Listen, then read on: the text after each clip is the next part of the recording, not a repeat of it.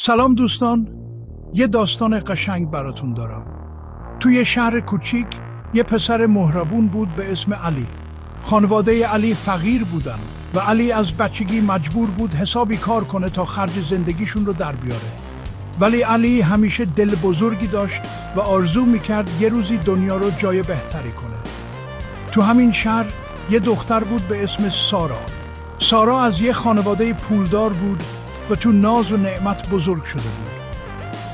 دور و برش همیشه پر از دوست و خنده و شادی بود، اما یه چیزی تو دلش کم بود. یه روز که علی داشت تو بازار کوچیک شهر کار میکرد، چشمش به سارا افتاد که جلوی یه مغازه شیک وایساده بود. علی تا حالا به دختری مثل سارا فکر هم نکرده بود، اما اون لحظه همه چیز عوض شد. یه لحظه نگاهشون به هم گر خورد و یه چیزی تو دل علی روشن شد. یه حسی بهش میگفت که به سمت سارا کشیده میشه، اما میدونست که هیچ شانسی برای جلب توجه دختر از طبقه بالای جامعه نداره.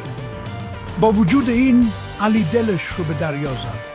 یه روز که از همونجا رد میشد با یه لبخند به سارا نزدیک شد و گفت سلام، میدونم شاید عجیب باشه، اما میخواستم بگم که شما به این شهر زندگی و امید میبخشید.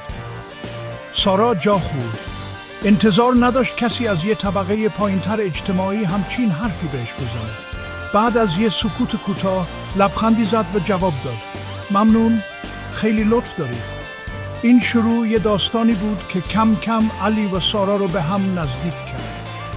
علی از دنیای متفاوتی که سارا توش زندگی میکرد شگفت زده شده بود و سارا هم مجذوب نگاه ساده و بیریای علی به زندگی شده بود. کم کم دو تا دلی که از نظر اجتماعی خیلی از هم دور بودن به هم نزدیک شدن. اونا فهمیدن که اشک واقعی به پول و ثروت نیست. اشک واقعی تو ساده ترین و صادقانه ترین لحظه های زندگی شکوفا میشه. این داستان نشون میده که عشق واقعی هیچ وقت تحت تاثیر تفاوت های اجتماعی و مالی قرار نمیگیره.